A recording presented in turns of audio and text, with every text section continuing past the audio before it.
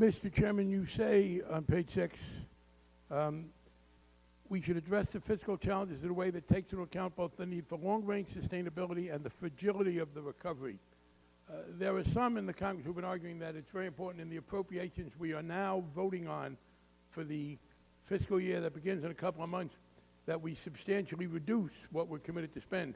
Is that what you're warning us against when you talk about the fragility of the recovery? Is it the timing issue that we should not be trying to do this in the immediate next fiscal year, but put into place a longer-term situation? I'm talking about the collective impact of the tax increases and the spending cuts, which together comes something close to 5% of GDP, which if it all hit at the same time would be very negative for growth. It is important to combine a more gradual approach with of course, a longer-term plan to address sustainability. Let me ask you, you have been doing a great deal with your colleagues to try to provide an impetus to economic growth, at least an offset to the headwinds, I think would be the way to put it. A number of people from the beginning of your efforts to do this, quantitative easing and the twist and all the other ways that you've been trying to make more money available, have warned that you were risking inflation, and some have said that this might worsen our fiscal condition because you might be losing money. You're aware of the criticisms. This many, I don't know, a couple of years into this, what's the record? Were you wrong? No, we're not wrong. I have a collection of op-eds and editorials from 2008 and 2009 about immediate hyperinflation, which is right around the corner, collapse of the dollar, those sorts of things. None of that has happened. None of that is going to happen. The Federal Reserve is responsibly using monetary policy to try to support the recovery. We are very cognizant of our responsibility for price stability, and we have the tools to withdraw the policy stimulus at the appropriate time. But markets, for example, as reflected in interest rates and in inflation-adjusted Treasury securities, suggest that markets are quite confident that inflation is remaining low. I will share with you an insight that I'm sure you have already figured out for yourself, but being able to say, I told you so, is one of the few pleasures that improves with age.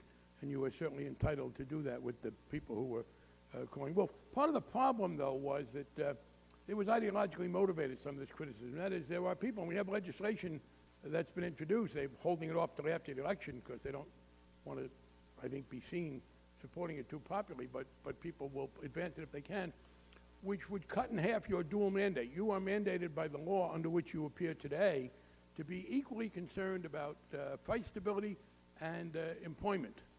And there are some who argue that that's inconsistent and that you have in fact been distracted from your focus on price stability by this equal mandate on employment. And I believe, by the way, that's part of what people are trying to get at with the audit, because as you say, we have put into the law already auditing of all your financial transactions, any activity you have with a private company will sometimes be public. I believe this is part of an effort to undermine the dual mandate indirectly. They'll try to do it directly if they can later. Have you found any inconsistency between the two parts of the mandate? Has the concern for employment, which I admire you for showing, interfered with your ability to bring about price stability? Well, as you say, as you noted, inflation is low. It's in fact a little bit below our 2% target, so there has not been an evident inconsistency, and I think the dual mandate has served us well, and that we do have the ability to address both sides. That being said, of course, we'll do whatever Congress tells us to do. But have you found any inconsistency in meeting both aspects of the dual mandate? Generally speaking, no. In particular, low inflation does contribute to healthy employment in the longer term, so they're complementary in that respect. And your efforts to help the economy overcome the headwinds has not led to any inflation? No. Another argument we've seen is that it's regulation that's slowing things down. You talked about the headwinds.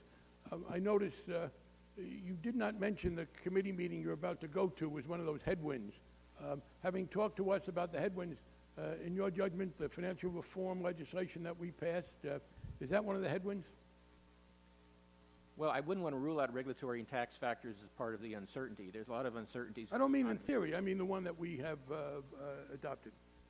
Well, it's possible that some of these regulations have some impact on the cost of credit, but there have been a lot of analysis that suggests that the benefits in terms of reducing the risk of a financial crisis are extremely large, and that whatever costs are involved are worthwhile. Well, I thank you. I hope with that analysis from our bipartisan appointee here, that some of my colleagues who preach the virtues of benefit cost analysis will not ignore its benefits as you have just mentioned them. Thank you, Mr. Chairman. Thank you, Dr. Paul, for 3